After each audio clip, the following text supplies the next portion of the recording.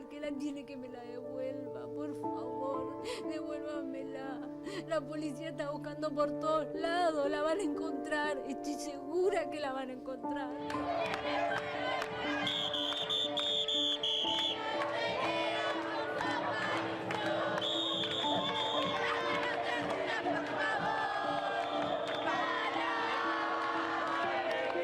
Los que la tienen saben que se le terminó el tiempo.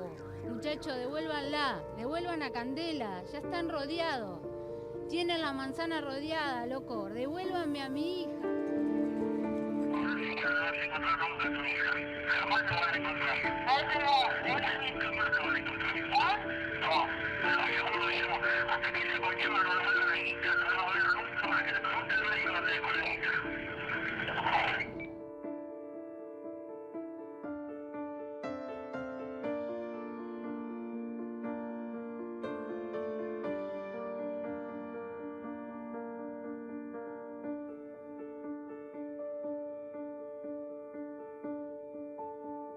Estaba en el lugar cuando vino la cartonera y avisó eso y... ¿Las bolsas dónde estaban, señor? Sobre la vereda. Sobre la vereda. Sobre ¿Y la tenía vereda. una manito fuera de la bolsa? Y le vi una manito, una manito. ¿Pero qué se encontró usted cuando llegó al lugar?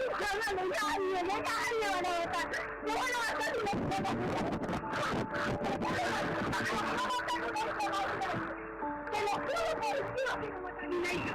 Necesito de puta. No te mataron a esta nadie. Y cada una de ellas. Que no nos matan a ninguna hija más. A ninguna hija más, ¿verdad? Y mataron a mi hija, no.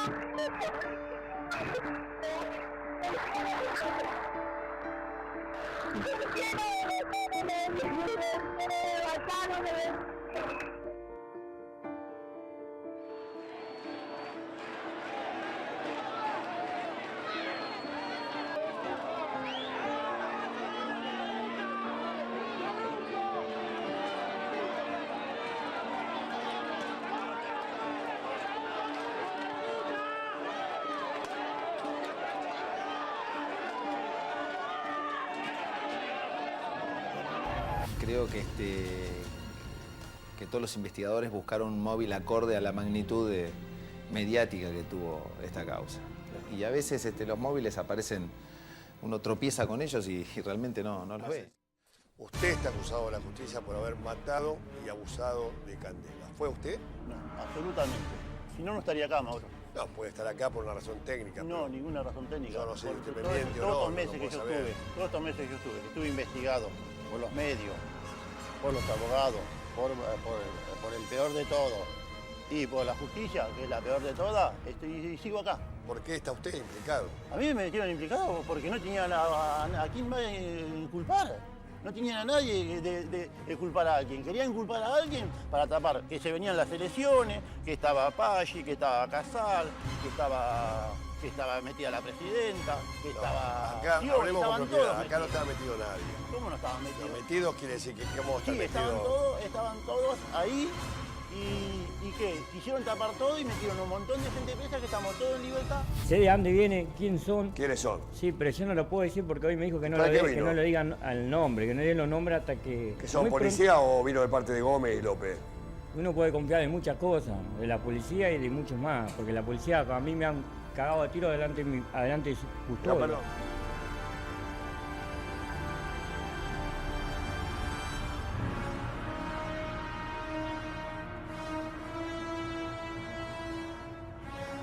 ¿Usted cree que este hombre lo mataron por eso? Bueno, yo sería muy irresponsable si doy una aseveración. No, por eso digo, ¿qué cree? ¿Qué última. hipótesis? ¿Qué cree? Pero nos da toda la duda, porque este hombre, de acuerdo a lo que establece nuestra comisión, que le tomó testimonio, es un hombre que estaba vinculado a la policía a partir de su oficio de informante y que también estaba en búsqueda de recompensas.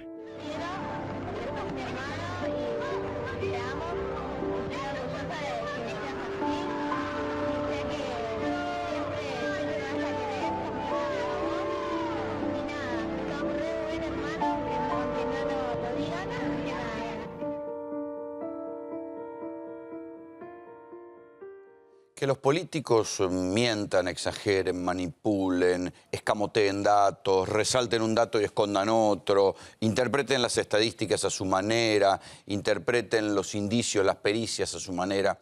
Bueno, forma parte de la batalla política, ¿sí? Por algo tienen inmunidad y pueden decir cualquier cosa cuando están en el Congreso y nadie los puede procesar ni nada por el estilo. No hay persecución por el delito de palabra. Tienen tal vez un grado de libertad de opinión mayor que el que tenemos nosotros los periodistas. Nadie espera de un político en el fragor de la lucha política un apego a la verdad. Pero sí uno lo espera de la justicia. Sí, la justicia no puede interpretar de manera amañada una historia, no puede cortar una cadena de responsabilidades donde a ellos les parece, no puede ser evidentemente parcial a la hora de buscar en un sector un culpable e ignorar pruebas evidentes en otro. Esto es lo que está pasando en estos 3 casos de los cuales quiero hablar y vamos a tratar esta noche en tercera posición. El caso Candela, del cual hoy se conoció el fallo en un juicio oral. El caso Nisman, se acaba de conocer, se acaba de terminar la famosa pericia de Gendarmería, de la cual nosotros le fuimos adelantando algunos detalles. Y, por supuesto, el caso Maldonado. En estos 3 casos hay algo en común. El relato judicial se va adaptando a las necesidades políticas y a las presiones de los tiempos. ¿Sí? En el caso Candela se ve clarísimo. Sí, la propia madre de Candela Sol Rodríguez, hoy Carola Labrador, decía, bueno, yo quiero ir por los otros, pero no. El juicio cortó en lo que nosotros le decimos siempre, los eslabones más débiles, los perejiles, como ustedes quieran llamarlos. Ustedes veían ahí a Fernando Burlando, un hombre siempre ligado a la bonaerense, diciendo, bueno, tal vez esto no seguía yendo para arriba y era solamente un caso de abuso sexual. Sin embargo, hoy, a los que se los condena, a uno de ellos por lo menos, se lo termina condenando por un mensaje que habla como de un ajuste de cuentas con el marido.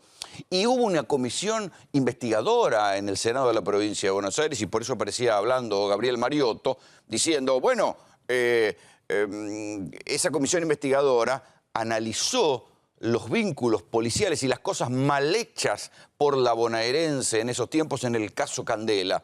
Y después buena parte de esos policías fueron echados por escándalos judiciales, por vínculos con narcos, por amañar causas, por llevar las causas para otro lado, por armar causas. Buena parte de todos esos tipos que aparecían acusados en ese informe del caso Candela por el Senado.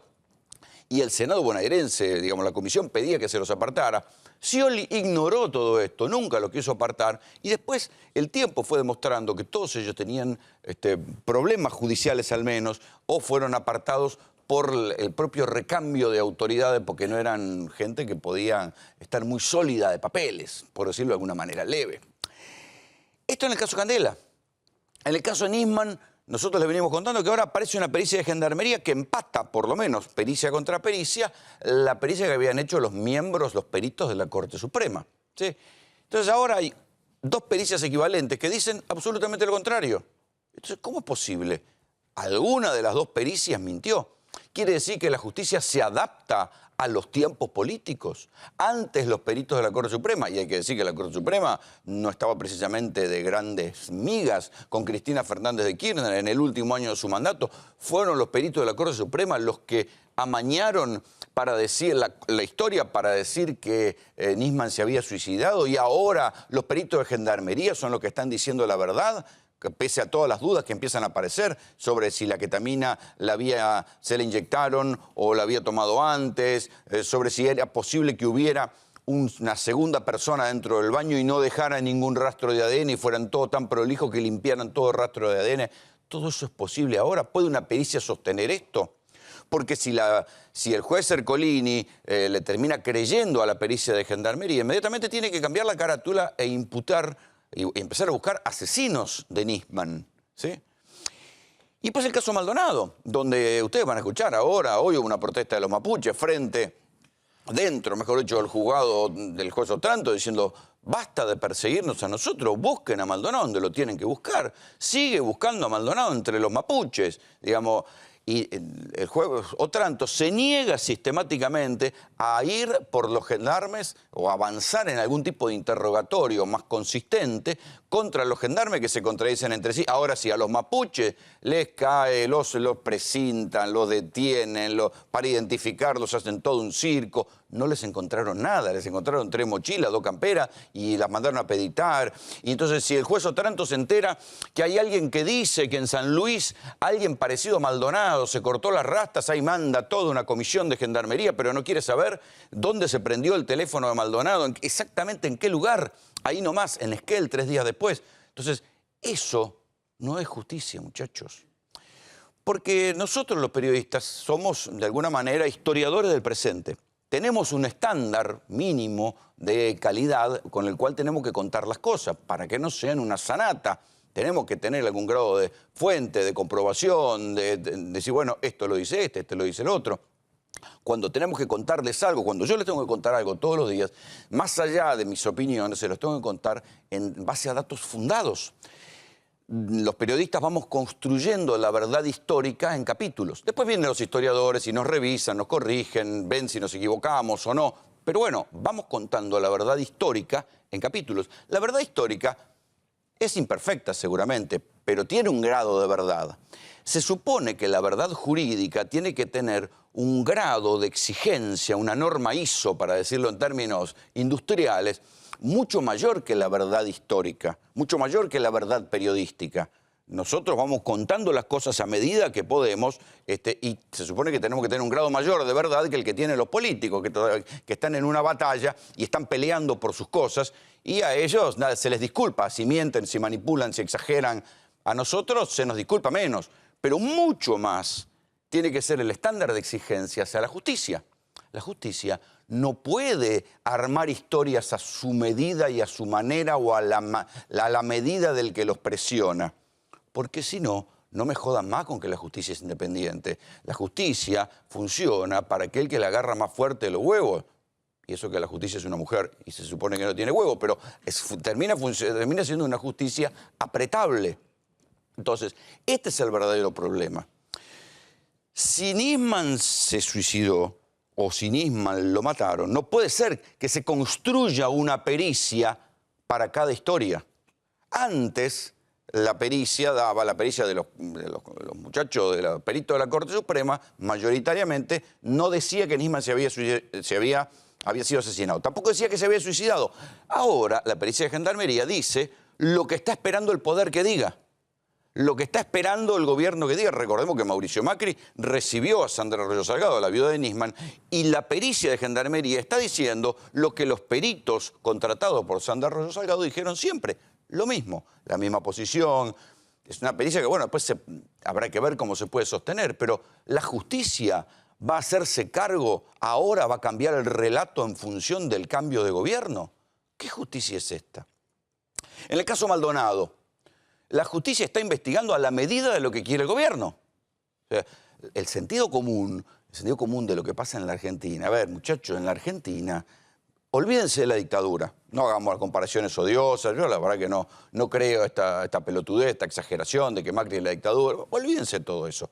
En los años de democracia, a la gente, los desaparecidos que hubo, las víctimas que hubo, no las mataron los indios, muchachos, las mataron las fuerzas de seguridad. Entonces, la estadística indica que salvo que esto sea un cisne negro y que los mapuches se hayan enloquecido y tengan un servicio de inteligencia especial con sicarios que puedan matar a Maldonado y hacerlo desaparecer como parte de visibilizar su conflicto, salvo que esto sea así, y todos nos estemos equivocando, la estadística indica, lo común, lo habitual en la Argentina indica, es que hay que mirar a Gendarmería y hay que buscar sobre Gendarmería. No, el juez no.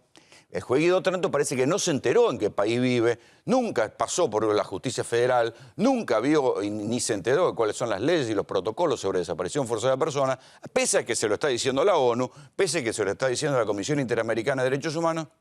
No, el juez está construyendo un relato a medida de lo que necesita el gobierno, vale decir, investigar a Maldonado primero con un secreto sumario, investigar a los mapuches, sabe que no va a llegar a ningún lado por ahí. Todo quedará en el misterio y el misterio conviene ¿a quién? a la división y a la grieta y a la división de opiniones sobre la cual cada cual construye y llena los huecos del relato como mejor le parece.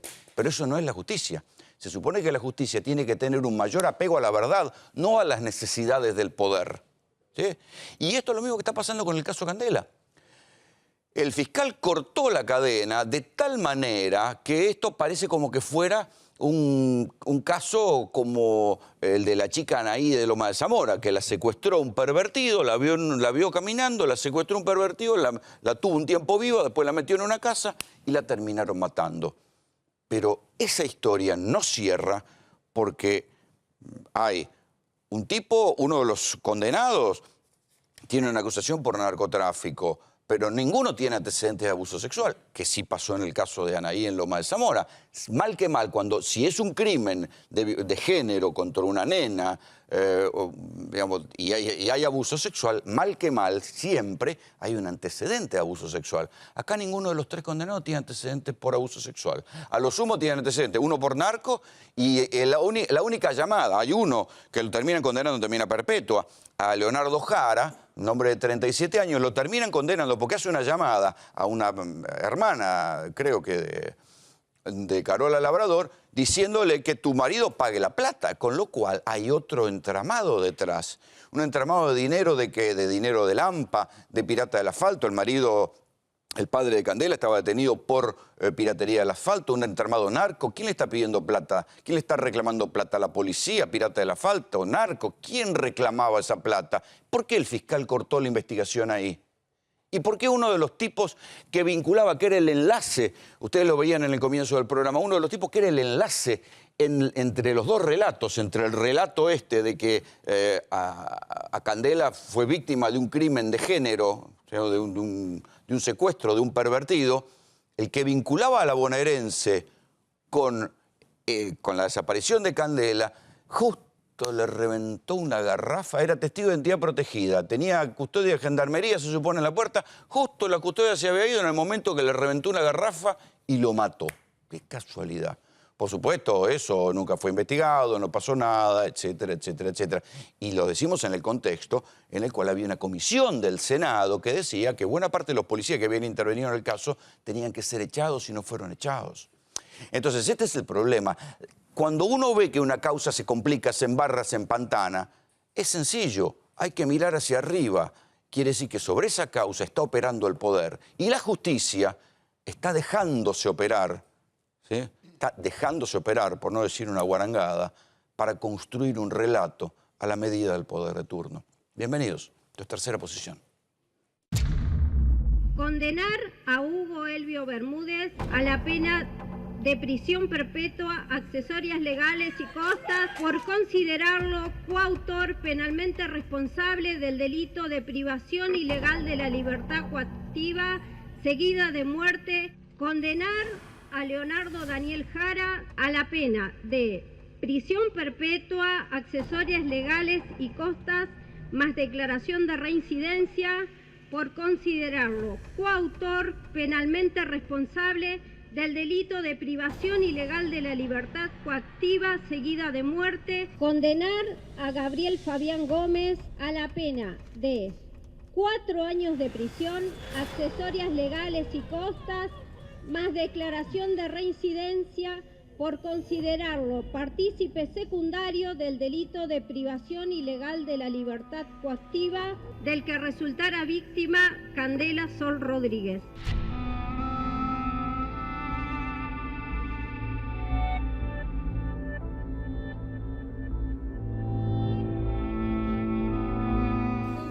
Diciendo la verdad, 6 años diciendo que Bermúdez había sido el abusador y el asesino de mi hija. Y hoy se hizo justicia, falta mucha gente, mucha otra gente, pero con este juicio cerramos una etapa y se lo prometió el día que la encontré ahí tirada en ese basural y le prometí que si iba a hacer justicia se lo cumplí. Enseguida vamos a analizar aquí todo esto en lo cual se cortó el juicio por el caso Candela, ¿sí? Porque acá la justicia ha decidido no ir hacia arriba, ¿sí? Hoy la propia mamá era muy crítica del fiscal Tavolaro, que es con quien construyó este relato en el cual se corta ese escándalo que fue la muerte de Candela. Pero antes, si todavía no pudiste cobrar tu deuda, Morosos Incobrables tiene la solución. ¿Aún no pudo cobrar su deuda? Morosos Incobrables tiene la solución. Cobranzas personalizadas en todo el país. Honorarios a cargo del deudor. Correo privado al deudor y sus vecinos. No se preocupe más. A partir de este momento, el preocupado será el deudor. Llámenos 0800-345-3450. ¿Anotó? 0800-345-3450. Y si estás esperando solución a tu problema con un accidente de tránsito, si no lo pudiste encontrar en ningún estudio de abogados, anda a ver la gente de Life Group. Life Group es la única empresa en Argentina que efectúa relevamientos de siniestros en vía pública, determinantes para la resolución efectiva en todo tipo de accidente. Contáctese al 4373-4499. Por mi accidente yo elegí a Life Group. Por mi accidente yo también elegí Life Group. Con Esteban Trebuch recién estábamos hablando que la paradoja, ¿no? Que uno de los jefes policiales que investiga el caso Candela y que después el Senado de la provincia de Buenos Aires le dice al gobernador Scioli, mire, yo que usted los apartaría, lo ascendieron. Claro, quien investigó casi todo esto fue Hugo Maskin, que era el jefe de inteligencia de la bonaerense en aquel entonces. Incluso tuvo que declarar como testigo en este juicio que comenzó en febrero y que concluyó hoy. ¿Qué pasó con Maskin? ¿Lo apartaron de la fuerza? No, lo ascendieron. Fue jefe de policía después. El jefe de la policía era Paggi en ese momento. ¿La policía tuvo algo que ver? Bueno, hay muchas cuestiones que no cierran. Candela estuvo desaparecida 9 días. Hoy condenaron a 3. Los 3 condenados de hoy son los que estuvieron con Candela. El último tramo. Exactamente. ¿Y en dónde? En la casa de Hurlingham. La llevan primero a San Martín. ¿Quién la llevó a San Martín? El fiscal dice en el juicio oral. Ahora, se la llevaron 3 hombres en una camioneta de EcoSport. ¿Quiénes son esos 3 hombres? ¿Son los mismos que fueron condenados? No queda claro. Se la llevan a San Martín. ¿Qué pasa ahí en San Martín? Hay un llamado... ¿Hay un pase de banda? ¿Se pasan la chica como Mira, que Rolo, se la pasa de una banda a otra? El fiscal Tavolaro fue muy cuestionado, pero aportó en su momento... Hoy también, Sí, por la propia madre. Hoy, ¿eh? No lo puede ni ver, fue sometido a un jury, Tavolaro y demás. Tavolaro aporta un audio que fue desechado. Todo lo que hizo Tavolaro lo tiraron a toda la basura, todo lo que estaba detenido lo liberaron. ¿Estamos? Cuando agarra el nuevo fiscal, ve lo que hace Tavolaro y se queda con un audio que lo aporta ahora en el juicio. Y el audio se lo aportó cuando estaba Maskin declarando como testigo. ¿El audio qué dice? ¿Querés que te lo lea? Llama desde la cárcel de Magdalena, el papá Juancho, ese es el alias, ¿sí? Estaba preso por ser pirata del asfalto. Llama por teléfono a la madre. Le dice, decile a Carola que ya hablé con el ministro era Casal, ministro de Justicia y Seguridad de la provincia, que le cuente todo porque ya sabe todo. Bueno, listo, le responde ella. Esto está grabado y está aportado en el juicio. ¿Qué habló con el ministro Casal? ¿Qué hace un recluso hablando con el ministro Casal? ¿Por qué esto no fue valorado en la sentencia de hoy? Vos hablás justamente, porque querían cortarlo. Por esto es un dato objetivo, esto se ventiló en el juicio. Fueron una de las audiencias de mayo. Le preguntaron a Maskin, que estaba ahí además. No, yo, la verdad... No sé, yo no vi nada. Claro. Sí, yo argentino. ¿Sí? Hay línea de corte, bueno, todo indica que sí. Estos 3 que fueron condenados, bueno, dos de las personas, Bermúdez y Jara, están muy comprometidos. Y muchos de los cuestionados por la comisión investigadora del Senado después se convirtieron en viejos conocidos del desentramado de narcopolicías de San Martín. Así es, tal cual, Rolando. Narcopolicías, bandas mixtas. Vos hablaste recién de bandas, si había varias bandas. La opinión de la comisión es que, digamos, había distintas células de bandas mixtas. Ahora vos fíjate, ustedes hablaron recién de Paggi y Maskin. Galleguillo. ¿Cuántas veces hablamos de Galleguillo? Jefe de la EDI hasta hace poco, que lo acaban de echar. Becerra, San Martín. El anterior de la EDI, que ahora es secretario de Seguridad de Malvinas Argentinas. Isidro Gómez, el chaqueño, que hasta... El que mandaba a las brigadas para cualquier lado en el caso de Araceli Fules. Tal cual, y que te comenté hace 2 semanas, que me hizo una denuncia a mí por decir que yo lo amenacé de muerte en la salida de un tribunal cuando está siendo investigado él. Justamente por una causa, mirá, que tiene que ver con el caso Candela. La comisión fue muy clara y dijo, acá se utilizaron buches de la policía o testigos de identidad reservada, aunque después algunos lo mataron, como este chico, que no es que murió de casualidad por la garrafa, como dicen, lo mataron. O sea, digamos, testigo de identidad reservada. A ver, perdón, en el juicio de Candela, ¿no se investigó la muerte de un testigo de identidad reservada? No se investigó. Claro, pues esto es lo que no se entiende, digamos. A ver, si la justicia, del mismo modo que el juez Otranto, investiga en expedientes separados la represión del 31, el desalojo de la Ruta 40 del 31 y la desaparición de Maldonado porque le conviene a él, también la justicia investiga por separado en el juicio oral la muerte de Candela y la muerte del testigo de identidad reservada como si no tuviera nada que ver con nada. Solo fuera cuestión de la garrafa. Con los policías. Claudio Brites, el orejón Brites, que aparte la Comisión Candela explica toda la guerra que hubo en la 9 de julio, con Concebat, con la guerra mafiosa narco, con policías, porque Cartucho, hermano de él, estaba en la 9 de julio vendiendo droga. Y sobre todo dicen, y hay varias policías para investigar que no sabemos quiénes son. Uno es Salvatierra. Bueno, les aviso, no sé, Julio Salvatierra. Hasta hace 3 meses cobraba la droga en San Martín desde esa época. O sea, quiero decir, estos narcos policías está mencionado en la causa de la Alicia Vence del 2015, cuando metieron preso a muchos policías. Bueno, quiero decir, acá, digamos, a ver, primero, más allá de que todavía yo no leí, no lo encontré publicado, que son los fundamentos de la sentencia. No están todavía. Por lo que me están diciendo, el base nudal es una campera quemada que aparentemente no sería de Candela y un esmalte de uña que aparentemente no sería de Candela. Pero lo más llamativo, y que advirtió la comisión, entre otras cosas graves, es número uno, que había 2 legajos, uno policial y otro el de la Fiscalía. Todo lo importante pasaba en el legajo policial. O sea, la investigación, y esto es importante, en la provincia de Buenos Aires, quien debe llegar a la investigación es el fiscal. Sí, pero lo termina llevando la policía. La policía generó la mesa de enlace, fue una famosa mesa de enlace, mesa de seguimiento. Con un montón de gente. Pero fíjate eso. Pero fíjate la mesa de enlace. ¿Por qué mesa de enlace? Justamente para dar cobertura a que, como después resultó ser un secuestro extorsivo, no querían que la causa pase al fuero federal. Querían que... Ahí está el punto. O sea, si la causa hubiera ido al fuero federal, ya no había arreglo con la provincia de Buenos Aires, ni con el ministro, ni con los jueces. Podían llamar a la Policía Federal para que investigue. Falvo, con la procuradora Falvo. Porque vos, espera, ¿cuál pensás que fue el papel de Falvo en esto? Primero, ¿qué hacía Scioli con la mamá cuando lo encontraron el 31 de agosto ahí a metros de la autopista? Pisoteando la escena del crimen. ¿Qué hacía con las cámaras? ¿Qué hacía Scioli con Casales para agarrarse la cabeza? Marketing, es marketing. Bueno, o algo más.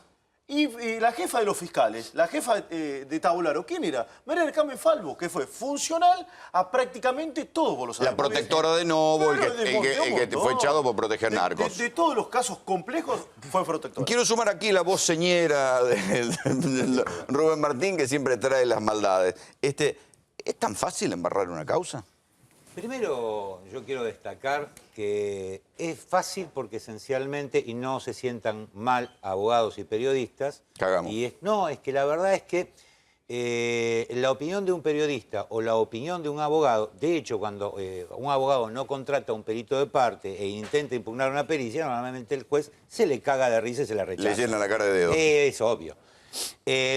En realidad, toda pericia todo cotejo pericial debería ser replicable. Es decir, si yo afirmo, Alberto Nisman lo mataron de tal y tal y tal manera, yo tengo que poder simular y demostrar.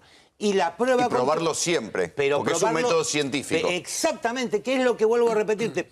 No voy a dar nombres, yo hablo con muchos jueces y muchas veces te dicen, lo que pasa es que nosotros de esto no entendemos absolutamente nada y nos guiamos casi a ciegas por lo que el perito oficial dice. Con lo cual, ustedes saben que las dos doctrinas, una es la sana crítica y otra es la libre convicción. Con lo cual, jugamos todos los ciudadanos de este país a la libre convicción y a que Dios lo ilumine. Un caso emblemático, más que Candela, porque al final de cuentas Candela, si uno lo estudia, no es más que un pedacito de la historia. Yo creo que donde se ve todo a distancia, algo que incluso es mayor que el caso Nisman, perdón, es el caso Fernando Carreras. Más emblemático que Fernando Carreras, caballeros, no existe. 7 agujeros de bala, dado por muerto por hora según la camilla. Ese hombre no tenía que morir ese día. Pero perdón, te hago una pregunta a vos como perito. Vos decís, los jueces a veces puede ser que no entiendan de pericia, lo cual es válido. No, lo que no saben es de ciencia. Bien, de ciencia, no importa, para meterse a interpretar la pericia. Pero hay algo particular. En el expediente del caso Candela, la comisión lo dijo ya hace años. Cuando vos haces una pericia, agarrás este vaso que está acá, que yo lo toqué, y lo pones en una bolsita, rotulado y firmado. Eso se llama cadena de custodia. Cuando llega al lugar para peritar, tiene que haber un acta, que es un acta de apertura. Mirá justamente la escena del crimen, la escena como aparece el cuerpo de Candela Sol Rodríguez. Imágenes que transmitió Mauro hace un instante y sí, es el momento tremendo. Que se lo empiezan a mostrar como de a poco para ver si... Sí, es un momento tremendo, Y Scioli ahí atrás, ¿no? Explíquenme, ¿qué hace el jefe de policía y el gobernador parados? Porque yo entiendo la solidaridad con la madre, es un gesto humano, entiendo todo, pero nadie le dijo, a ver, que están destruyendo evidencia. Es una vergüenza, se da cuenta mi hija, mis hijas se dan cuenta. Rolo, está el jefe de policía, ese es Paggi, el que está a la derecha de Scioli, en la pantalla del jefe de policía que entonces, ¿qué hacían ahí? Rolando. Alguien lo dejó pasar, nadie le dijo, usted no puede entrar. Porque están, digo, hay uno con barbijo. Por hacer las cosas mal, no hay castigo. A ver, yo les quiero dar un ejemplo, un segundito, no, déjame terminar con esto. Y es en el caso Nisman, que tanta vuelta, la cantidad de puertas abiertas que esta pericia va a dar es tremenda. Tremenda la cantidad de puertas abiertas, el meter 2 personas en lugar de una, cuando en realidad con 2 pericias prácticas, yo te dije el otro día, 8 meses con los recursos de Gendarmería, yo te lo resucito a Nisman, tomo café con él y me cuenta cómo lo mataron. Pero no es humor negro, es la triste realidad. Están esperando el momento electoral oportuno y ver cómo canjean fichas. Esta es la verdad de la milanesa. Bueno, estamos en problemas porque eso es una verdad, construida. La escena del crimen esa estuvo... A ver, no digo que esté montada la escena del crimen. Estuvo montada la llegada de Scioli con las cámaras de seguridad. Esto está absolutamente probado que fue así. Llamaban a los medios de comunicación, che, vengan que la encontramos. Yo me lo recuerdo. Eso fue el 31 de agosto de 2011. Pero lo peor de todo esto es que llegaron los peritos para hacer el levantamiento de rastros. Están los peritos, primero, ahí se ven, bueno, lo ven. suspenden. Suspenden el levantamiento de rastros. ¿Cómo suspenden? Claro, lo suspenden. Duró nada más que 40 minutos. Para que llegaran los jetones. Ahí está el punto. Primero, lo que decía antes. Acta de apertura, que es la cadena de custodia, si no te plantan prueba en el medio, número 1. Número 2, más allá del pisoteo, cuando yo hablé de marketing, lo que estoy diciendo ahí, Scioli tomó una decisión con respecto a las mafias de la policía y tomó la posición de una de las mafias. Y eso es lo que querían mostrar. También, pero a la comisión del Senado había gente que era del oficialismo ¿o no? Sí. De hecho, estaba el vicegobernador. Pero estaban en puja con Scioli, vamos a reconocer. Digamos, Mariotto hacía lo imposible por sacar a Casal y criticar a Scioli. Había una puja interna. Entonces, cuando hay una puja interna entre los políticos que quieren dirigir el Ejecutivo a la más alta esfera, que es la provincia de Buenos Aires, y la policía se hace una fiesta. Rolo, era el Mariotto en contra de Scioli. Cuando Cristina lo pone, fueron los primeros pasos de Mariotto como vicegobernador. ¿Se acuerdan que se decía que era la piedra del zapato que había plantado Cristina al gobernador Scioli? Y la primera piedra que le pone es la investigación de la bicameral de caso Candela. Aquí lo quiero sumar a Juan Pablo Godoy Vélez, es abogado, es miembro del Consejo de la Magistratura de la Ciudad de Buenos Aires. ¿La justicia está construyendo relatos a medida? Bueno, todo parece indicar que sí. Uno se puede encontrar a veces con que las pericias de las partes son contradictorias con la oficial o entre sí. Ahora, lo que realmente llama poderosamente la atención es que nos encontremos con pericias oficiales contradictorias. ¿Sí? Claro, el caso Nisman. Lo del caso Nisman, que tengas la de la Corte y la de Gendarmería, que vayan diametralmente opuestas. Eso... Algo más dramático. Perdón, ¿Cotier está de por medio en el caso Candela? Claro, y Cotier es el de las armas. ¿Quién es Cotier? ¿Te acordás cuando metieron preso a Mayo y a Giso por el doble crimen Center? Pero Cotier de todo... A ver, espere, porque estamos hablando en Leguleyo 1. Cotier es un perito de la Policía Federal. No, de la bonaerense. De la bonaerense. Que es el primero que dijo... El jefe de división criminalística. Claro, el primero que dijo... Esta arma que encontramos en lo de Mayo es el que mató a la gente del doble crimen. No. El que estuvo dentro de casa fui yo, no vos. El perito era él. A mí me echaron, estuvimos casi juntos. No, él siempre está, es como Dios. Es como el sol, siempre sale aunque esté nublado. El tema esencial con Cotier fue el siguiente. Fue el más pícaro y el más bicho y el que a la hora de la verdad, cuando fue reunión secreta de peritos, dijo... ¿cuál va a ser la posición de ustedes? La posición es la obvia, la pistola no es. ¿Qué posición querés tener? El único que escribió en secreto, separado de la federal, no se lo mostró a nadie, y yo sabía más o menos qué era lo que iba a poner, pero el que había puesto fue... Todo indica cómo podría ser el arma. El podría es técnicamente, en lenguaje forense, es abrirse las patas. ¿Pero acompañado de qué? ¿De que llamó por teléfono al fiscal? No me diga que no porque lo sé. Él apenas dijo... A ver, ustedes están viendo cómo se arma una verdad jurídica. Fíjate. Digamos, cómo se discute y se arma una Él verdad agarró- jurídica a medida de cualquier Él agarró cosa. y dijo, hay proximidad del arma, comparto con vos, me corrijo. Hay similitud en el arma, pero llamó a todos los medios televisivos, al fiscal que tenía la causa antes, a Salgado, a todo el mundo y le dijo, che, acá encontré el arma. Hizo toda la cobertura mediática, se volvió a hablar. Patricia Bullrich, se volvió a hablar Ritondo. Bueno, espere que no fuimos de caso. Vos leíste la pericia de Cotier igual que yo. No fuimos de caso. En la conclusión de Cotier. Espere, no fuimos de caso. Volvamos a Candela. Volvamos a Candela. A Hubo ver, una operación los- paralela de la policía. ¿Sabías que hubo una operación paralela de la policía tratando de negociar el rescate más allá de lo que hacía la justicia? No. Ah. ¿Hubo? No, yo te voy a... Espere, ¿cómo? Claro, la policía, por su lado, trataba de negociar con los captores el Para que rescate de apareciera Candela para viva. que apareciera, que fue fallido. Y ahí, por eso, todo ese lío de que Paggi y también la madre la instruían de decir, che, habla por los medios porque va a aparecer. Presionamos de ese lado. O sea, una negociación para recuperarla con vida por plata. Pero eso le falló. Eso... Está bien, pero entonces quiere decir que los que la tenían eran tipos muy poderosos para animarse a eso, porque, digo, hoy por hoy un secuestro extorsivo es muy difícil de mantener. Eran parte de la policía. Ese Pero- es el punto. Eran parte ¿Vos de la pensás que policía. lo que tuvieron? No, pensá no, estoy segurísimo. Espere. ¿Vos pensás que los que tuvieron a Candela, la primera banda, eran parte de la policía? No. Lo que digo es que tenían cobertura policial. Después, cuando saltó la ficha, la policía tuvo que... ¿Cómo solucionamos esto? Se la ¿Cómo transfirió. solucionamos? Entonces había en la interna de ¿Se la la policía... dio otra banda o inventó El punto era perejiles? así, listo. La chica la secuestraron, fue una cosa privada, no tiene que ver ahí la policía. Luego saltó la ficha, empezó a haber lío y podía salir a la luz de la policía. Y tomaron la última decisión que en general se toman cuestiones políticas, que es te tiro un muerto. ¿A quién te tiro el muerto? Ese es el punto. ¿Está? Tiraron el muerto. Es no la devolvemos, no la entregamos, te tiro un muerto. Apostaron fuerte. Y la verdad es que ganaron. Porque hoy te das cuenta Vos sí que le ganaron. Candela fue un muerto que le tiraron a Scioli para que él se quedara con la En bonaerense medio de la oficial. negociación, cuando hubo una puja de poder a ver quién ganaba en esto de quién la tiene más larga, estos dijeron, la matamos y te la tiramos. La prueba la tenés en el juicio, perdóname, Trebuch. La prueba la tenés en el juicio, en donde en realidad siempre la caída son las primeras líneas, nunca tenés, más allá de alguno que otro policía. Chicos, la verdad, el caso Carreras deja en evidencia que acá hay funcionamiento operativo de gente de mal vivir, de delincuentes, con policías, con fiscales, con jueces, con camaristas, porque al final de cuentas siempre putean a un juzgado, pero los juzgados tienen cámara. Rubén, Sí, tiene aclarame, una el ley caso oral. Carrera es la masacre de Pompeya. Exactamente, ¿no? sí. La Cámara de Apelaciones revocó todo, dijo los borrachos. Dejás el último dato que me parece importante. El caso de Candela Sol Rodríguez no es lo mismo que el de Anaí Benítez o el de Araceli Fules. No es lo mismo que secuestrar a una chica para violarla. No, por eso. Esto que queda absolutamente claro. Así aunque que fue, lo que pasa es que hasta ahora quedó así. Aunque fue violada y asfixiada. Ahora, Y comprometía a la policía que investigó. ¿Cómo se mejora esto? ¿La designación de nuevos jueces y fiscales puede mejorar esto? Porque, digamos, vos estás en un consejo de la magistratura. Si se termina designando más de lo mismo, estamos en problema.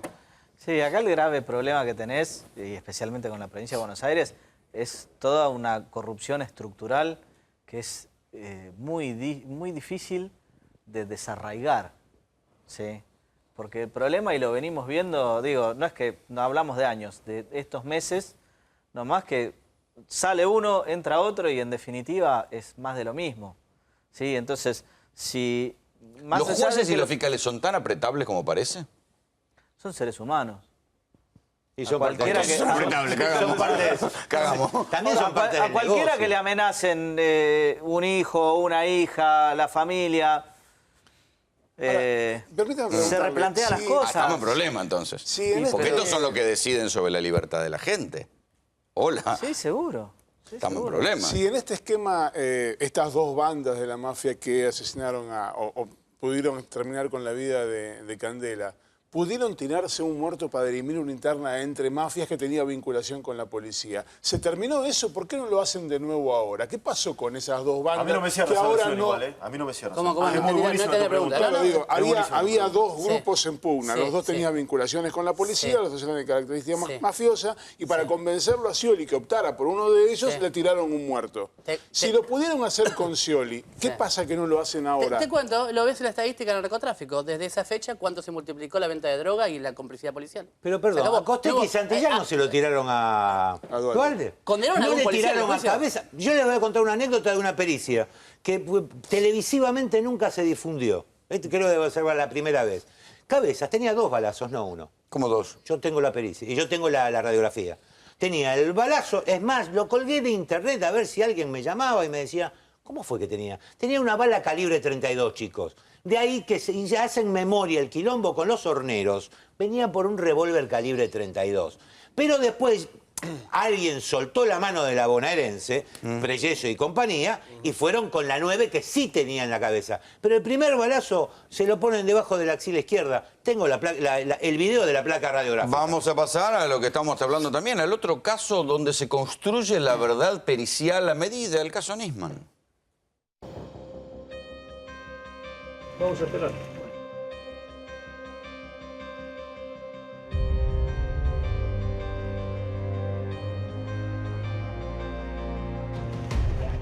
¿Pasamos, doctora? ¿Se pueden pasar? No, pasó, perfecto.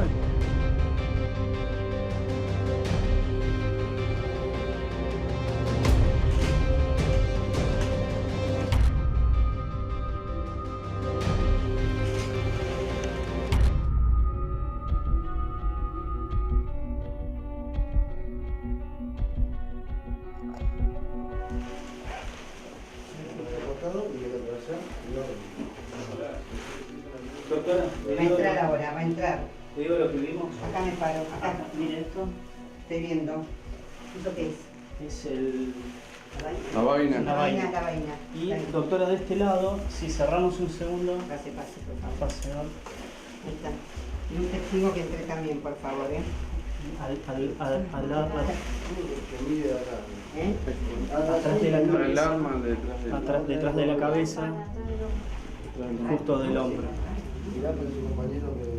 ¿Qué tipo de calibre es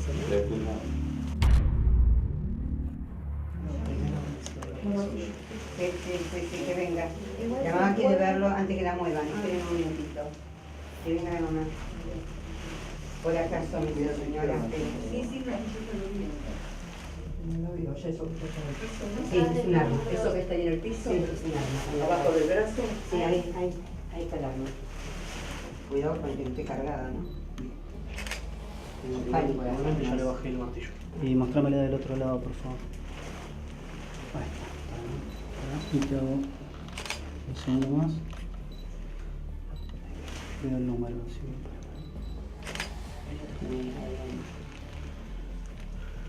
Marca Versa, calibre 22, largo rifle, modelo 62. Mostrámelo bien, por favor. Acá. Para que vuelva. Te dejo arriba. O sea, se pegó con la mano derecha, ¿no? Vamos a un segundo, la general, un intermedio y vamos a hacer cada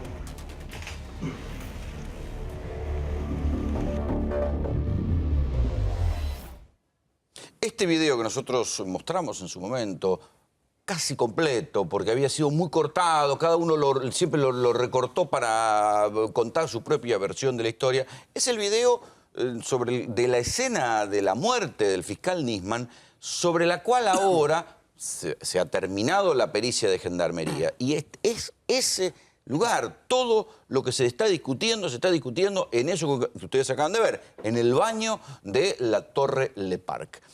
De lo que acabamos de ver, digamos, a partir de ese video, se ha visto una y otra vez, y ahora, ¿qué está diciendo? Vamos a repasar, ¿qué está diciendo la Gendarmería en esta pericia? Porque les digo siempre, hasta ahora había una pericia que no decía que había sido un crimen, pero que tampoco decía que había sido un suicidio, decía que no podía afirmar que fuera un crimen, pero ahora aparece otra pericia, ¿sí?, que dice, se trató de un crimen, es pericia contra pericia. Hasta ahora era puntos oscuros contra una pericia. Ahora hay pericia contra pericia. Hoy se reunieron en el edificio Centinela en Gendarmería, se reunieron todos los peritos, los de Gendarmería, los de las querellas y los de la defensa de Diego Lago Marcino, y consensuaron entre los querellantes y los peritos de Gendarmería una hipótesis de homicidio. Esta hipótesis tiene variantes, tiene disidencias menores, pero básicamente lo que va a decir el dictamen mayoritario es que 2 personas... El dictamen mayoritario, que es la mayoría de peritos son de Gendarmería. Son de Gendarmería y tienen la adhesión de los peritos de la querella que representan a las hijas de Alberto Nisman, las reales víctimas de toda esta historia, y a la madre, a Sara Garfunkel. Lo que van a decir, según las querellas hay un solo matador, según el peritaje de Gendarmería son 2. Lo que va a decir el peritaje mayoritario de Gendarmería es que hubo una persona sosteniéndolo como si fuera un perchero por detrás a Alberto Nisman, mientras una segunda persona le disparó en la cabeza. Esa persona salió de la escena, salió del baño. Hemos visto que entran 3 personas, es decir, la víctima y otras 2 personas. De hecho, estaban allí 2 científicos y después entra Fein, es decir, que entraban por lo menos 2 personas más. La persona que le dispara sale de la escena y la que acomoda el cuerpo. La que lo sostenía acomoda el cuerpo, que es la que se queda. Acomoda el cuerpo, lo pone con la cabeza trabando la puerta, de manera tal que la cabeza gire, que haga este movimiento. Después de acomodar el cuerpo y de acomodar el arma, sale del baño sin dejar un solo rastro de su presencia allí y limpiando teóricamente la escena y manchando con goteo las puertas y las paredes del lugar. Esto es lo que va a decir el peritaje. Y que todo esto se pudo hacer porque Nisman le habían dado ketamina, pese a que ahí va a venir otra de las polémicas, que no esa ketamina en el primer análisis toxicológico no aparece en sangre, hay que ver si porque no lo buscaron o porque no saltó, sino que aparece en vísceras, en el hígado. Rubén Martín, ¿cómo ve la pericia de Gendarmería? Usted que ha sostenido, vamos, ha sido una cosita, partidario del asesinato. Hay un peritaje en disidencia, que es de los peritos de Diego Lago Marcino, que sostiene que Nisman estaba solo en el momento en que se produjo el En primer lugar, reafirmo, esto fue un asesinato. ¿Pero cómo? En segundo lugar, la mecánica por la cual fue asesinado Alberto Nisman es... No creo en que haya sido un efecto farmacológico de dopaje. No era necesario usar 2 personas. Si a un sujeto, es más, lo ensayé 1000 veces. Si a un sujeto, aún con entrenamiento en inteligencia... Hacer con trebucales. No, pero no traje el arma. Entonces no. Si no lo vamos a hacer bien, no lo hagamos. Pero aparte, bueno... Tenemos que coordinar mejor. No, pero acá aparte no hace falta raparlo. Pero volvamos al tema. Un hombre del perfil que tenía Alberto Nisman, con lo desconfiado que era, con una personalidad bastante complicada, si se lo quiere. Al menos si vos te pones en contacto con gente que trabajaba a diario, no era una persona dócil, por así decirlo. La única forma era madrugarlo. ¿Madrugarlo de qué forma? Lo mismo que si a vos te para... En la Panamericana, un automóvil, están todos con el chalequito de PFA, documentos, sí, tome, señor, y ahí te la dan. No lo esperás, entonces, el primer golpe que te dan, lo que sí destaco, que tenía un golpe en la nariz, que tampoco en la primer tanatología, en la primera autopsia, no es revelada o no se le da importancia. Ya con eso lo dejan medio... O sea, que le abrió la puerta a alguien y lo boxearon. Lo que sí es que siempre fui categórico, y te lo dije desgraciadamente la primera vez que me llamaste, las manchas que vos tenías en el lavatorio son producto de que me limpio la sangre le quedó al matador, la sangre que tenía Alberto en la mano era sangre de arrastre, no era sangre atomizada, no había fulminante, era de manual que esto era un asesinato. Vamos a hacer un poco la comparación sobre esto, sobre cómo se pueden embarrar y cómo se pueden modificar las escenas del crimen, ¿no? En el caso Candela, en el caso Nisman, a ver, veámoslo. En el caso Santiago... Ahí están. ¿Sí? En el caso Candela, esto fue, casi les diría, evidente. No se pudo rescatar nada valioso de la escena del crimen. Faltaba una banda tocando caso... música, Rolo, ahí, mirá. Sí, claro, no, digo... Realmente. Pero un caso más actual, pero que encima los periodistas de muchos canales avalan y que me pone de muy mal humor. Cuando, por ejemplo, cuando dicen, pero... en el caso Maldonado, las camionetas fueron lavadas, pero perfectamente sobrevive el material, lo dijo una universidad. Una burrada calibre de camión, señores. Dejen de repetirlo todo el día, porque es una gran mentira. Es más, los que lavaron las camionetas tendrían que estar procesados. Te hago una pregunta. Es destrucción de evidencia. Con respecto a Nisman, y con respecto al levantamiento del rastro de pólvora en la mano. No, de pólvora no. Vuelvo a repetir, otra cosa, otra enfermedad que tiene el periodismo en Argentina. No estamos hablando de deflagración, estamos hablando de elementos pesados. Plomo, bario, antimonio. O sales de tales metales. ¿Qué dice la pericia hasta este momento? ¿Cómo? ¿Qué dice la investigación? Ausencia total de fulminante de... No es lo que decía Néstor, acordémonos. No, Néstor, vuelvo a repetirte. Había confunde, 2 veces. Vuelvo a decirte, esta es la lectura de un periodista, esta es la lectura de un perito balístico. De eso vivo yo. Cuando vos tenés nitratos y nitritos, por eso se dejó de utilizar el dermotest, chicos. ¿Saben por qué? Porque iban cana casi todos los mecánicos que trabajan con grasa grafitada durante años. No le sacás el grafito entre los poros por años después. Le haces la prueba del dermotest y te da positivo y el tipo ni siquiera estuvo en la escena del crimen. Por eso se dejó de detectar residuos de pólvora, es decir, nitratos y nitritos. Se buscan los elementos pesados. ¿Y saben por qué? Porque salen al rojo vivo, salen calientes. Entonces entran en los poros y como son pesados quedan clavados. La única forma que no te queden, si chicos lo quieren la próxima vez, lo quieren hacer mejor, utilizan alcohol isopropílico, le pasan un algodoncito con alcohol isopropílico y se llevan los elementos de fulminante. Como Nisman no creo que tuviese tiempo con un corchazo en la cabeza, no creo que se haya limpiado con alcohol isopropílico. Conclusión, es más, la posición del óbito, créanmelo, estoy aburrido de ver muertos, iba a decir finuchos, de ver muertos por balazos, por balazo de pistola, de revólver, de escopeta, de lo que quieran. Muy rara vez quedan acostaditos bugnando hacia el cielo. Perdón, un dato más, que manipulaba el arma. Néstor me pide palabra. No, hay una duda, yo planteo una duda, digo, hasta tanto no leamos el informe completo no vamos a saber qué es lo que dice, estamos especulando sobre un adelanto. Si esto es realmente así y no había y el arma efectivamente dejaba rastros, y la mano de Nisman no tenía rastros, entonces Nisman no disparó. No. Si Nisman no disparó, esta teoría de que alguien le tomó la mano y que por eso la mancha de sangre en el triángulo es una mano sobre la mano de Nisman, no fue así. ¿Cómo fue entonces que salió el disparo y por qué queda la mancha de sangre, ese triángulo en la mano que parece que hubiera habido una mano sujetándosela? Néstor, ¿Qué es lo que pasó? te lo voy a responder acá, mi amigo Trebuch. Vamos con Trebuch. Me va a servir. ¿Qué hacemos? En esta mano, Sí. la mano derecha, La pistola, que es la que con la utilizó. pistola. No le vamos a poner. Pobre Trebuch, tiene 2 pibes todavía. Nena. 2 pibes al fin. Sí, si vos te fijas, vos tenés un ángulo de 90 grados formado acá. Sí. ¿Sabés de qué es eso? De que el tirador le agarra la mano así y la tira para generar este movimiento de, entre comillas, espasmo cadavérico. Lo que pasa, de ahí a la afirmación que yo te hice la otra noche, en donde el que fue era muy poco profesional. ¿Por qué? Porque un espasmo cadavérico, vos tenés que asegurarte, si le vas a hacer el espasmo cadavérico, que el óbito... ¿Podía estar en ese detalle? Tomar el pulso. Un profesional labura distinto. Chicos, les voy a decir algo más. Teniendo una zona liberada, históricamente, si te fijas, la operación Ira de Dios se llevó a cabo o con explosivos o con calibre 22, la Mossad. De Golda Meir, cuando fue el atentado, la venganza contra Septiembre Negro, contra el atentado de 1972 de Olimpiada. Sí, fueron matándolo de a uno. Lo fueron limpiando de a uno con calibre 22.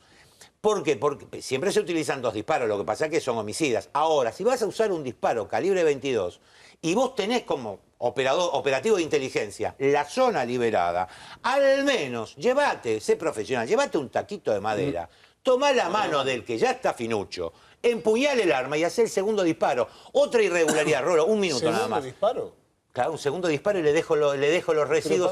Pero pará, ¿y a dónde apunto ese segundo disparo? Tengo un taco de madera, es una calibre 22, podés capturar. Eso se llama capturador de proyectiles. Pues no sigas dando ideas, esperen. Quiero que vean esto porque esto pasó hoy en el juzgado del cuestionado juez Guido Tranto. Porque los mapuches serán mapuches, no le darán mucha bola a la justicia argentina, pero se inflaron los huevos. Entonces, ¿qué hicieron? Dijeron, basta de venir a perseguirnos a nosotros, haga algo para equiparar un poco, sea juez, sea imparcial y busque en todos los lugares. Mantenga, como dicen todos los jueces, aunque sea por un principio para quedar bien, mantenga todas las hipótesis abiertas. Entonces hoy los mapuches furiosos le tomaron el juzgado al juez Guido Tranto, que finalmente tuvo que ceder y hablar con ellos.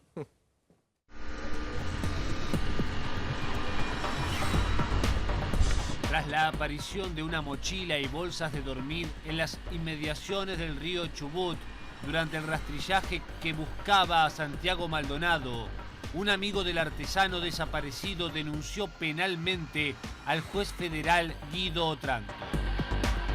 Así, suma una nueva controversia a la ya desgastada relación entre el juez y la familia del artesano. Decir que está muerto, o sea, la verdad que es una locura impresionante. O sea, es un delincuente, es un impresentable el juez. Se produce un incidente.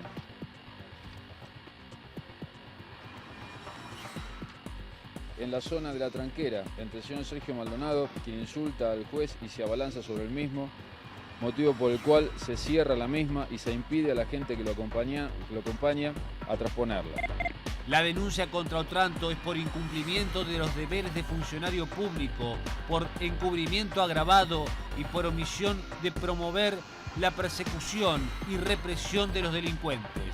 Y fue realizada por Ariel Garci, el hombre que declaró haber llamado en 2 ocasiones a Maldonado y que su teléfono fue atendido por 27 segundos cuando el artesano ya se encontraría desaparecido. Yo soy Ariel Garci, amigo de Santiago Maldonado. Yo llamé al teléfono de Santiago 24 horas después de que Gendarmería se lo llevó de la LOF, la cual me atendieron por 22 segundos y es la prueba que presenté ante el juez Guido Otranto del Juzgado Federal de Esquel. Él mismo en las declaraciones que yo presté me dio su palabra de que iba a quedar como testigo reservado, que no iban a dar a conocer mi identidad. Y hace unos días la ministra de Seguridad, Patricia Bullrich, en conferencia de prensa en el Senado, dio mi nombre completo, el nombre de mi padre y mi domicilio antiguo de donde vivía en Neuquén Capital. La acción legal contra el juez de la causa ocurre a 24 horas de conocerse el testimonio de un policía de Río Negro que señaló que en los rastrillajes durante el mes de agosto se hallaron municiones de 9 milímetros y FAL sin detonar, que el juez habría decidido no revelar.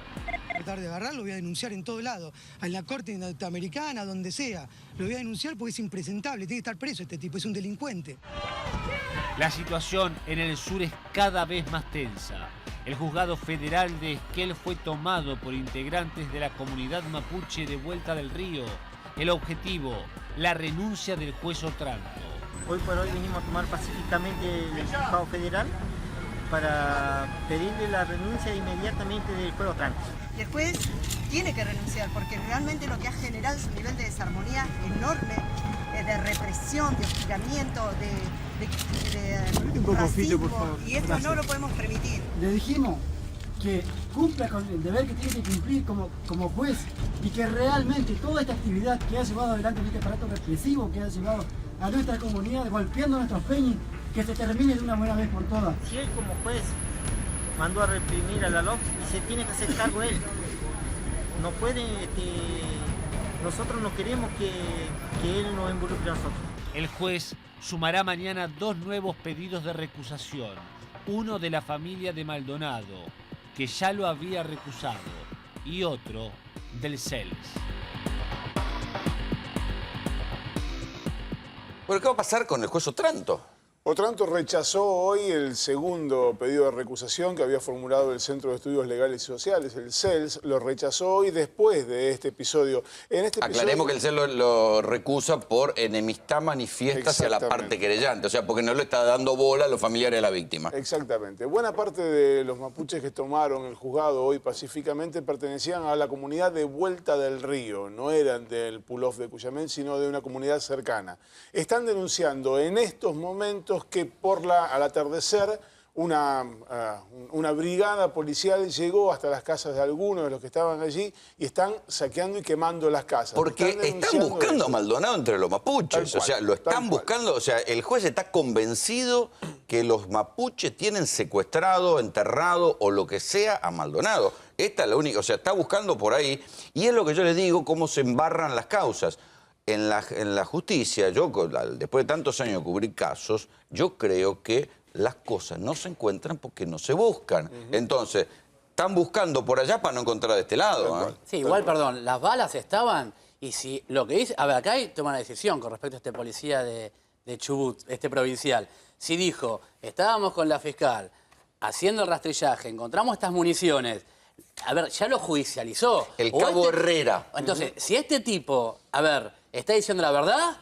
Presa la fiscal. Bueno, pero la fiscal es un cachivache, hace tiempo que le tiene que haber echado una patada. Pero entonces la fiscal tiene que meterlo al preso del tipo por falso testimonio, por entorpecer la causa. Algo tiene que pasar. No puede ser de que, si vos me decís, van a buscar, ponele que vamos a tolerar de que lo busquen por cualquier lado. Y vamos a decir, bueno, puede estar, listo. Por ahí se fue arrastrando solo y quedó escondido, o lo cuidaron, o lo que sea. Pero si estás viendo las balas y te dicen no las levantes, y vos como funcionario policial, como funcionario público, estás diciendo esto, ahí uno de los dos tiene que irse. Bueno, a ver, ¿qué es lo que estamos contando? Ayer yo les conté que había un cabo de la policía de Río Negro, un cabo experto en canes, que tenía justamente un perro especializado en ubicar olores cadavéricos, ¿sí?, que se aparta un poquito, hacia 1500 metros, hacia la zona donde había habido algún tipo de escaramuza el día anterior, y encuentra ahí exactamente 9 cartuchos de FAL y de arma 9 milímetros. Luego sigue caminando y cerca de la casilla de ahí de custodia del pull-off encuentra otros 5 cartuchos de FAL. Se lo comunica a la fiscal. La fiscal es peor, porque además la fiscal habla con el juez Otranto, que estaba ahí.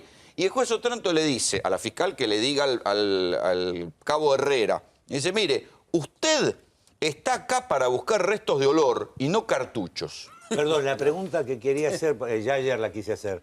¿Estamos hablando de vainas servidas o cartuchos se le dice... Sin usar. Sin igual usar. se te cayeron del bolsillo. Me dejás muy cortito que refuerza la hipótesis del Pero igual no lo agarrás, o sea, por más que sea usado sin ¿Cómo se usar? puede embarrar una investigación? Fíjense en los 3 casos. Esto igual no es embarrar, ¿eh? Esto es encubrir. Esto es encubrir. Embarrar es encubrir. Me dejas un minuto. Candela, en la escena del crimen, Scioli pisoteando la sangre. Sí. Nisman en Le Parc, Bernier adentro del departamento. Es decir, el Poder Ejecutivo ahí metido. Sí. En Maldonado, Nocetti, funcionario del Poder Ejecutivo, en ese mismo lugar. Sí. Fíjense, el poder. Los 3, el Ejecutivo. Sí, el Ejecutivo y en el legajo, hablando de barrar, apartado de la judicial, que es el policial, caso Candela, buscaban arroz, que es clásico ya, que busquen arroz siempre, digamos, por lo que habría en el estómago. Un bols y un vaso. En el legajo principal, una medium con un péndulo diciendo dónde estaba Candela. No, cierto, me había olvidado de eso. Vamos a contar qué es lo que va a pasar en el día de mañana, porque mañana la Cámara de Comodoro Rivadavia se va a reunir para tratar la apelación a los dos rechazos de la recusación. A ver, la Cámara de Comodoro Rivadavia lo tiene muy bien conceptuado al juez Otranto. Lo tienen como un juez serio, como un juez probo, como un juez eficiente. Menos mal. Independientemente de esta historia. Pero, y aquí vamos a contar alguna historia. Tenían la esperanza de que ante la recusación del CELS, él mismo decidiera correrse de la cancha.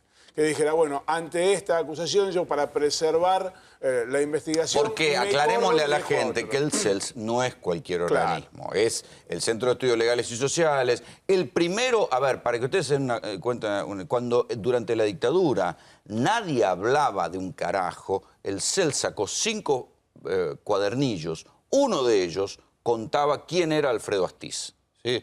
Yo empezaba a trabajar de periodista, esto fue en el año 1982, y el primero que se atrevieron a imprimir algo contando la historia de quién era Alfredo Astiz, que era el banco, un centro de desaparecidos, fue el CELS. Digo, es un organismo quien, por más que ahora se lo quieran despachar con el expediente fácil de que es kirchnerista, qué sé yo, muchachos, hay que tener autoridad moral para criticarle algo al CELS, digamos, en materia de derechos humanos y desaparición forzada de personas.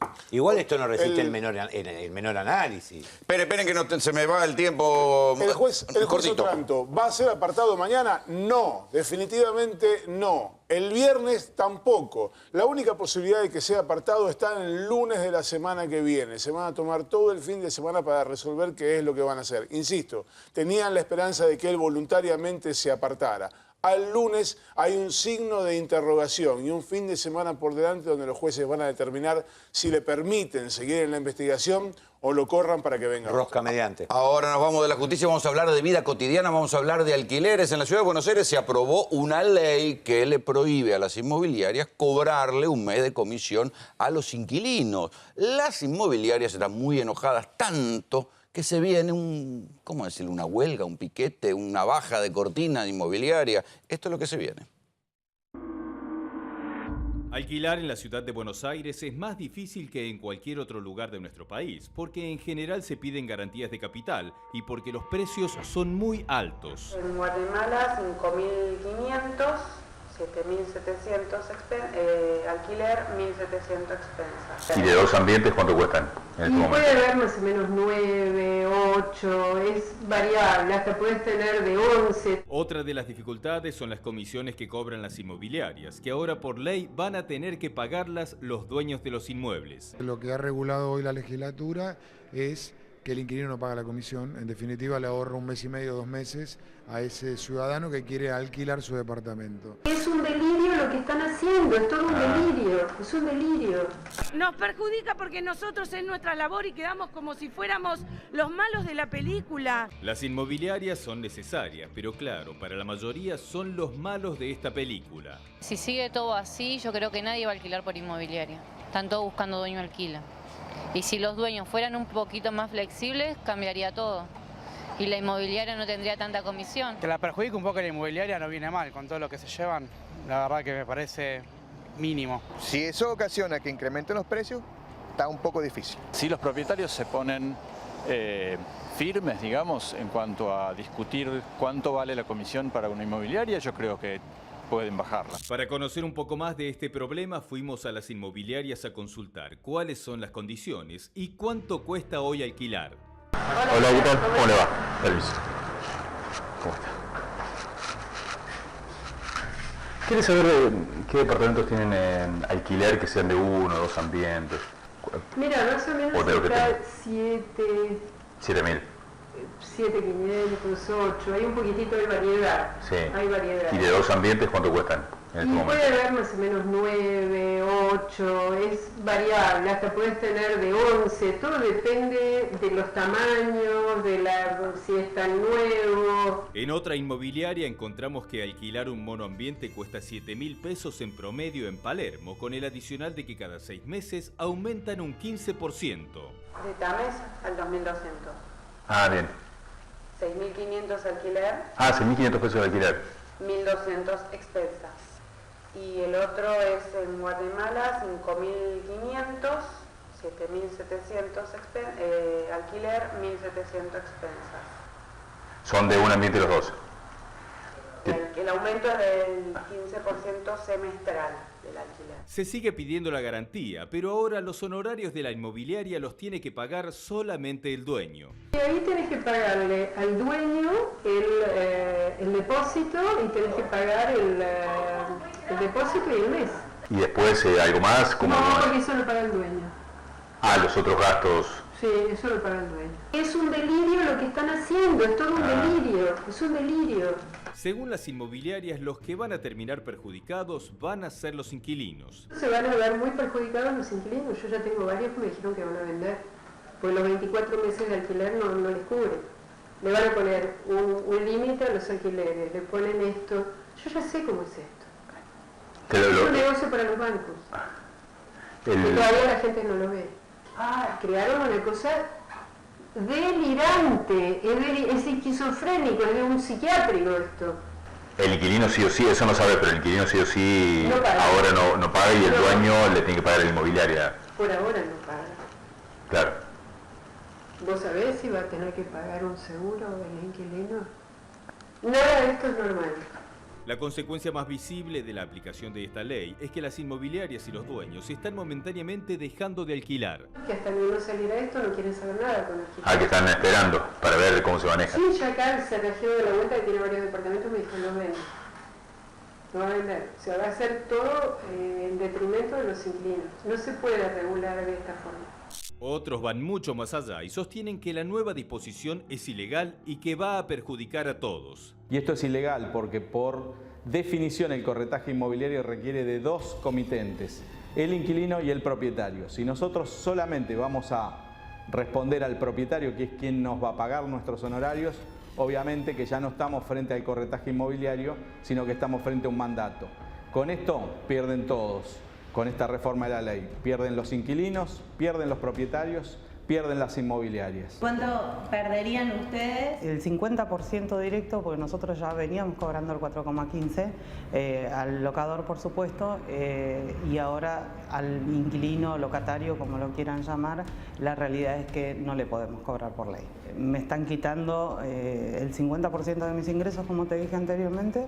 De ese 50% yo tengo que pagar todos los impuestos y no me dan los números, la realidad es esa. Las inmobiliarias no se quieren rendir y ya avisaron que van a rebelarse con una huelga nacional. Estamos convocando a todos los corredores del país a concentrarnos, a cerrar las oficinas para el día lunes 25 de septiembre y convocarnos a las 11 de la mañana en la Quinta de Olivos.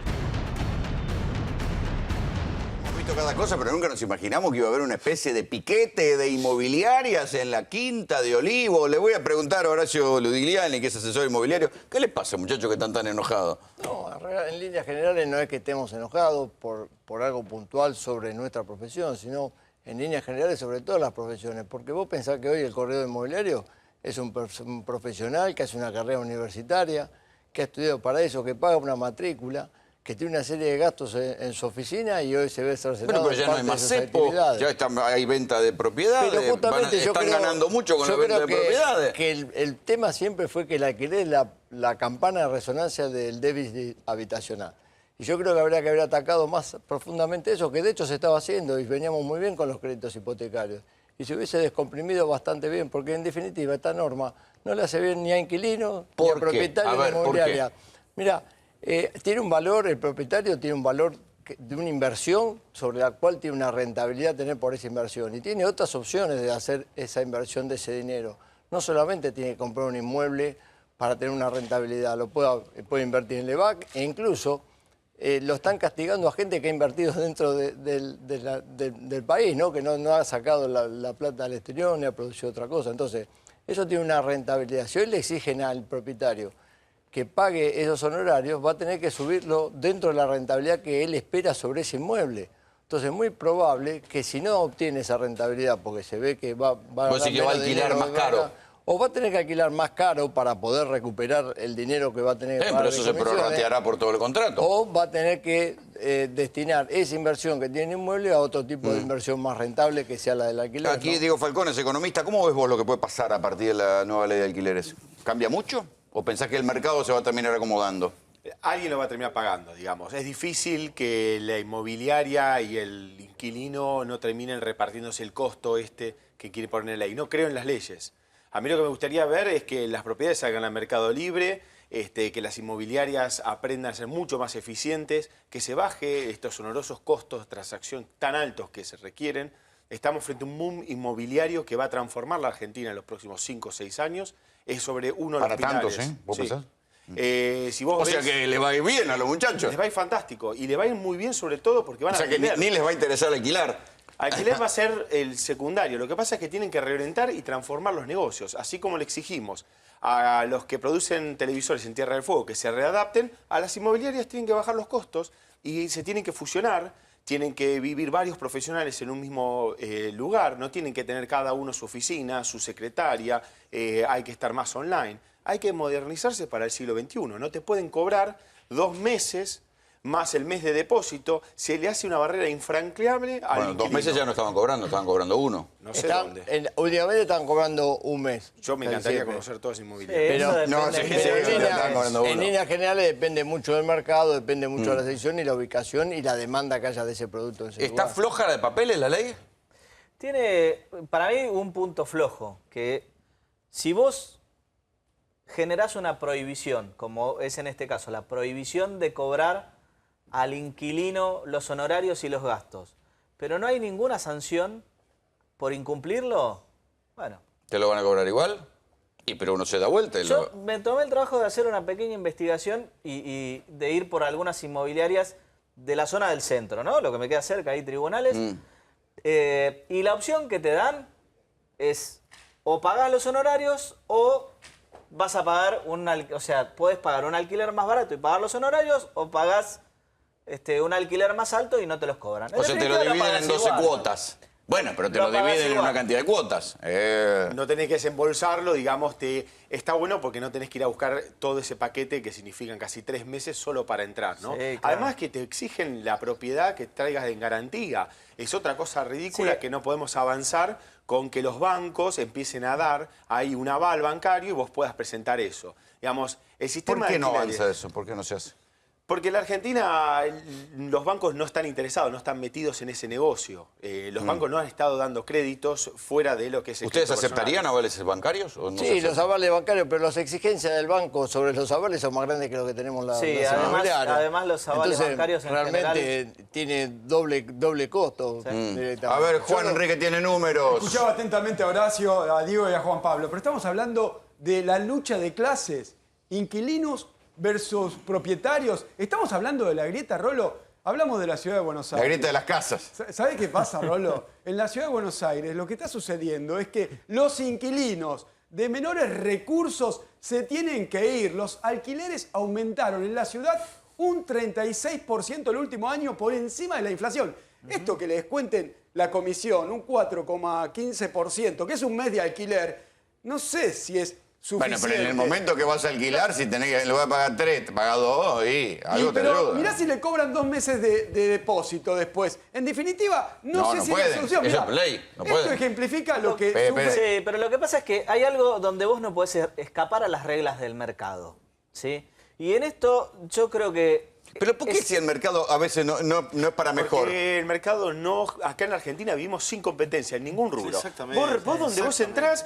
Yo lo que quiero es eso, quiero un capitalismo serio con competencia. Exactamente. Para que anda a vos Dinamarca, puedas acá no lo vas a equilibrar ganar. esto, para que puedas equilibrar esto, me parece que lo que tienen que hacer, más que emitir este tipo de normas, es profundizar los créditos hipotecarios, ¿sí? Porque en definitiva, con lo que hoy hay, y lo que dan sobre todo los bancos oficiales, difícilmente podés acceder más que a una propiedad de un ambiente, 2 ambientes y conseguir... O una propiedad en el conurbano. Rolo, Sí. más allá de los créditos hipotecarios, hay gente que nunca va a poder acceder porque tiene que ahorrar el 25 o el 30% de la propiedad. Son como 400.000 pesos. Por eso muestro claramente lo que sufren los inquilinos en la ciudad, que cada 2 años tienen que calificar, si no tener hijos, no ser monotributista, ganar 3 veces lo que vale el alquiler para después pagar el 50% de su salario en alquileres. Y aumentaron, ya te dije, un 36% por encima de la inflación y según el barrio. Mirá, el promedio del alquiler en la ciudad es de 7.600 pesos y el Instituto de Estadística de la ciudad muestra claramente que el salario promedio es de 17.000 pesos. El 42% al trabajador de la ciudad se le va en alquiler. Yo entiendo que está bueno que tengan créditos hipotecarios, pero insisto, tienen que juntar el 25% del valor de la propiedad, 400.000 pesos. Alquilando, mudándose cada 2 años, es muy difícil que puedan juntar ese dinero, Rolo. ¿Vos pensás que puede, esto que decían los inmobiliarios, que sí, bueno, ahora no les va a convenir más alquilar, van a empezar a vender? No, o sea, yo no veo a nadie desprendiéndose, conociendo al inversor argentino, sigue Que la le gente gusta el ahorrando ladrillo. y en los dólares. O sea, el peor negocio que hiciste desde que volvió, desde que está Cambiemos, es haber puesto la plata en dólares. Peor negocio. ¿Qué hace la gente todos los meses? Compra 10 dólares. millones de dólares.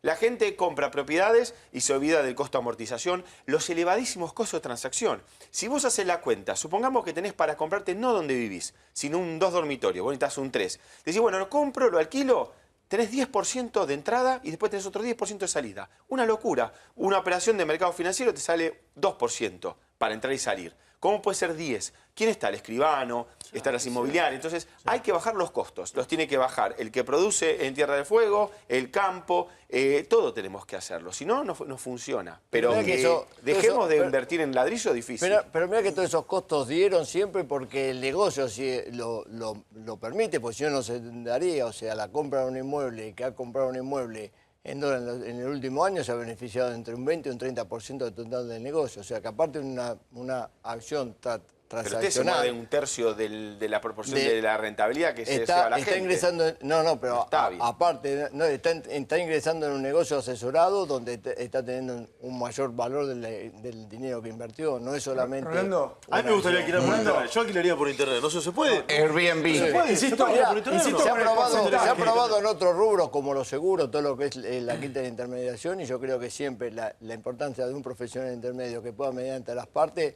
es muy importante, sobre todo en lo que es después de que se firmó el contrato de alquiler. ¿Y qué pasa si les aparece Airbnb, que es como el Uber de las inmobiliarias? ¿Qué quilombo se armaría? En líneas generales nosotros no vemos una competencia directa en ese. Creo que hay dos públicos distintos entre el que trabaja vía internet y el que necesita realmente ese asesoramiento de una persona física. Yo creo que si alguna persona viene y requiere esa atención de una persona física y un profesional, lo tiene que pagar. Sí, Juan. No, claramente, Rolando, el problema acá es que al trabajador se le cayó el poder de compra del salario. Esa es la discusión. Si el alquiler le insume 40%, no le aumenta el salario, se tiene que estar mudando. Esa es la realidad. El trabajador perdió poder de compra con su salario. Si aumenta el poder de compra, se solucionan los problemas. Muchachos, así nos vamos. Les agradezco el debate. Esto fue Tercera Posición. Buenas noches. Accede al auto que siempre soñaste. Conoce Auto Advance. Todos los modelos, amplios planes de financiación y un equipo de ventas listo para asesorarte. www.autoadvance.com.ar. Auto Advance lo hace posible. Cuando estamos juntos somos más fuertes y cada uno puede hacer su parte para ayudar al otro a vivir más seguro. Por eso desarrollamos la aplicación Seguridad Provincia, para que vivamos todos más seguros. Buenos Aires Provincia. Entre todos, podemos más.